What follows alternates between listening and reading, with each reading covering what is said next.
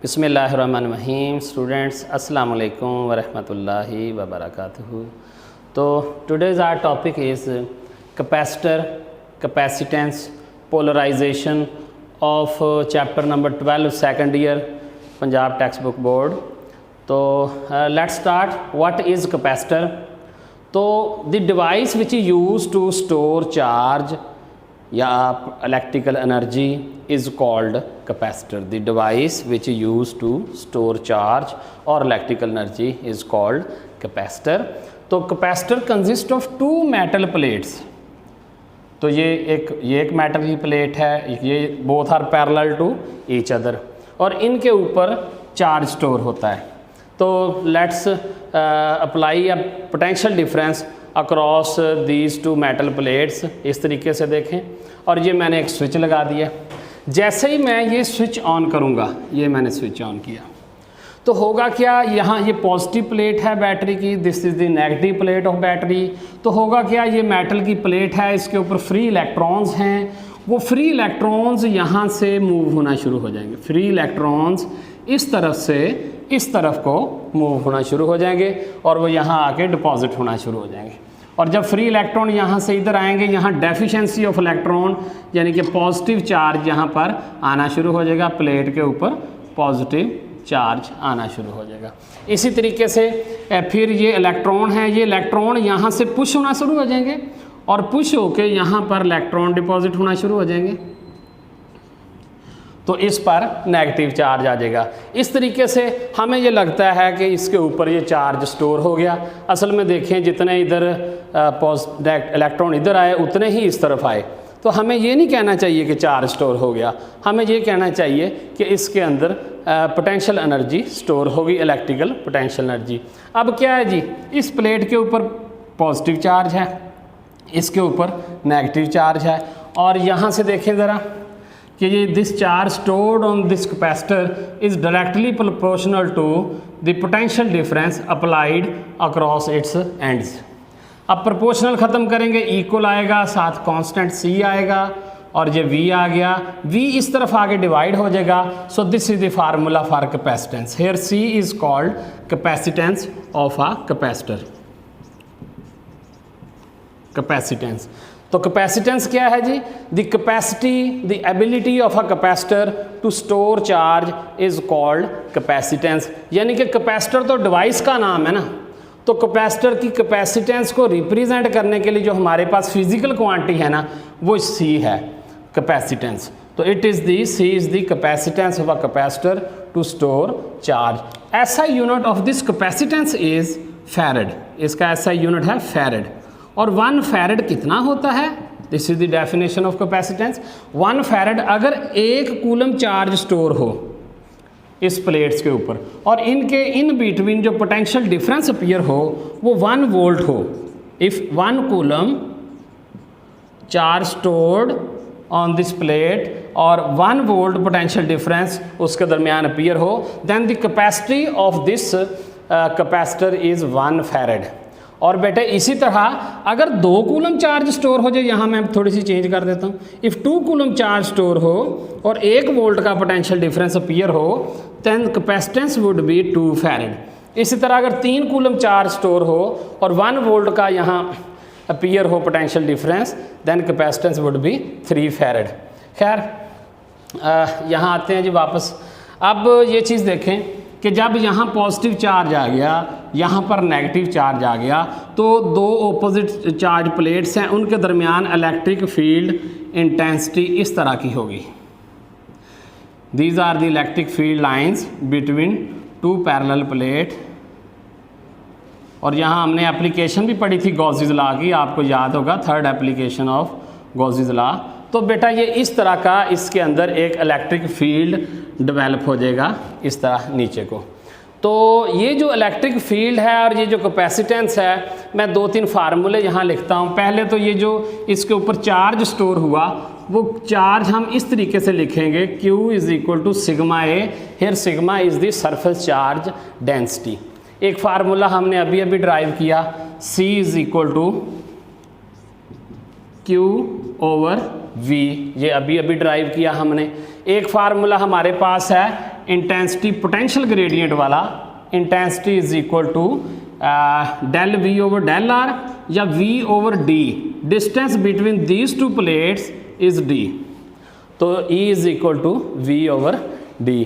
फिर अभी हम एक फार्मूला ड्राइव कर देते हैं और कि जैसे कि मैं ये कैपेसिटेंस लेता हूँ C is equal to Q over V। ये जो कैपेसिटेंस है ना, ये डिपेंड करती है किन चीज़ों पे, वो हम अभी प्रूव करते हैं, वो रिज़ल्ट में थोड़ा सा डिस्कस कर लेंगे। ये जो चार्ज है Q is equal to put Q is equal to sigma a surface charge density into area, और ये जो V है put V is equal to e d. इसी पोटेंशियल ग्रेडियंट वाले फार्मूले से देखें, E is equal to del we over del r था, R को हमने D लिख दिया, so V is equal to e d. ये दोनों बातें मैं यहाँ पर पुट करता हूँ। सो C capacitance is equal to sigma a over e d. ये जो E इंटेंसिटी है और इसका फार्मूला हमने गॉसेस लॉ की थर्ड एप्लीकेशन में पढ़ा था, electric field intensity due to two oppositely charge parallel plates. वो हमने पढ़ा था put E is equal to sigma over epsilon naught. तो ये this is the permittivity of free space, और जब ये बात यहाँ पुट करेंगे, capacitance is equal to sigma a over epsilon naught into d. तो ये ऊपर जाके जब उल्ट जाएगा तो C is equal to sigma a over d, और ये साइड पे आ गया E नॉट ओवर सिग्मा। तो बेटे ये सिग्मा से कट गया, तो यहाँ पर हमारे पास ये D मैं दोबारा लिखता हूँ। तो हमारे पास जो कैपेसिटेंस का फार्मूला आ गया is equal to a epsilon naught over d. ये एक हमारे पास फार्मूला ड्राइव हो गया। This is the formula of capacitance of this capacitor. यहाँ इस फार्मूले से देखें, capacitance is directly proportional to area of these plates. अगर प्लेट्स का साइज बड़ा होगा तो उनके ऊपर ज़्यादा चार्ज स्टोर हो जाएगा और उसकी कैपेसिटेंस बढ़ जाएगी। इसी तरह डिस्टेंस बिटवीन टू प्लेट्स, अगर ये दो प्लेट्स के दरमियान डिस्टेंस कम कर देंगे, डिस्टेंस कम करने से इंटेंसिटी बढ़ जाएगी। यहाँ देखें इन्वर्सली प्रोपोर्शनल है, अगर डिस्टेंस डिक्रीज करूँगा तो इंटेंसिटी इंक्रीज हो जाएगी। अब इलेक्ट्रिक फील्ड इंटेंसिटी इंक्रीज होगी तब भी कैपेसिटेंस इंक्रीज हो जाएगी। तो ये हमारे पास ये कैपेसिटेंस। और एक आखिरी चीज़, capacitance also depends upon permittivity of free space, या अगर मैं इसके दरमियान में कोई दूसरा मीडियम रख दूं, जैसा कि इसके दरमियान में मैं एक डाइलेक्ट्रिक मीडियम रखता हूं। ये देखिएगा अभी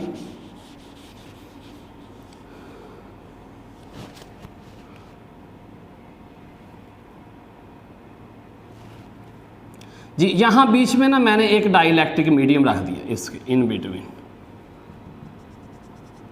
उस डाइलेक्ट्रिक मीडियम के अंदर होते हैं जी पोलर मालिक्यूल्स होते हैं, जैसे ये पोलर मालिक्यूल्स हैं, ये इस तरह ये पोलर मालिक्यूल्स होते हैं उसके पास। ठीक है, अगर मैं एक दफ़ा स्विच ऑफ करके आपको दिखाऊं, अगर मैंने ये स्विच ऑफ किया तो पोलर यहाँ कोई फिर चार्ज अगर ना हो तो पोलर मालिक्यूल्स, यहाँ देखिएगा, तो पोलर मालिक्यूल्स की कोई भी डायरेक्शन होगी, जैसे अगर नेगेटिव इस तरफ हुआ तो इस तरफ पॉजिटिव हो जाएगा, इधर अगर पॉजिटिव, इधर नेगेटिव है इधर पॉजिटिव हो जाएगा, इधर नेगेटिव है इधर पॉजिटिव हो जाएगा, इधर नेगेटिव है इधर पॉजिटिव हो जाएगा, इधर नेगेटिव हो जाएगा इधर पॉजिटिव हो जाएगा, इधर नेगेटिव हो जाएगा इधर पॉजिटिव हो जाएगा। तो पोलर मालिक्यूल्स अगर हमको मीडियम इसके इन बिटवीन रखें तो उसमें इस तरह मालिक्यूल्स अरेंज होते हैं। अब अगर मैं इसकी इलेक्ट्रिक फील्ड अप्लाई करूं तो इसकी कैपेसिटेंस, ये डाइपोल ये जो डाइलेक्ट्रिक मीडियम रखा दो कैपेसिटर प्लेट्स के दरमियान, तो इससे इसकी कैपेसिटेंस इंक्रीज हो जाएगी। वो किस तरह इंक्रीज हो जाएगी, जैसे ये मैंने फार्मूला लिखा हुआ है, C is equal to a epsilon naught over d है। तो अगर मैं साथ ER लगा दूं, जब हम कोई भी डाइलेक्ट्रिक मीडियम रखेंगे, डाइलेक्ट्रिक एक इंसुलेटर मीडियम होता है, तो वो अगर हम रखेंगे तो इसकी कैपेसिटेंस ई आर की वजह से इंक्रीज हो जाएगी। यहाँ जो ई आर है, ई आर की वैल्यू अदर दैन एयर ये ग्रेटर दैन 1 होगी, तो जिसकी वजह से कैपेसिटेंस इंक्रीज हो जाएगी। अब हम देखते ये हैं कि कैसे इसकी कैपेसिटेंस इंक्रीज होगी, तो इसके डाइपोल्स रखने से। तो अभी मैं ये करता हूँ कि मैं ये वाला स्विच ऑन करता हूँ दोबारा, ये स्विच ऑन किया तो इलेक्ट्रॉन्स फिर इधर से इस तरफ को आए और इधर से इलेक्ट्रॉन इस तरफ को आए और यहाँ पर ये पॉजिटिव चार्ज पहुँच गया और यहाँ पर ये नेगेटिव चार्ज यहाँ पहुँच गया। अब इस तरह होने से ये जो डाइपोल्स हैं इसके, ये जो पोलर मॉलिक्यूल्स थे, इसमें क्या होगा, ये जो नेगेटिव है पॉजिटिव की तरफ अलाइन हो जाएगा, नेगेटिव इस तरफ और पॉजिटिव इस तरफ अलाइन हो जाएगा। इसमें भी नेगेटिव इसकी तरफ और पॉजिटिव इस तरफ अलाइन हो जाएगा। ये मैं थोड़ा सा रेज कर देता हूँ, आपको शायद समझ ना आ रहा ये चीज़ में, ये देखें ये। अच्छा, इसी तरह इसने भी अरेंज होना है, नेगेटिव पॉजिटिव की तरफ और पॉजिटिव इस नेगेटिव प्लेट की तरफ।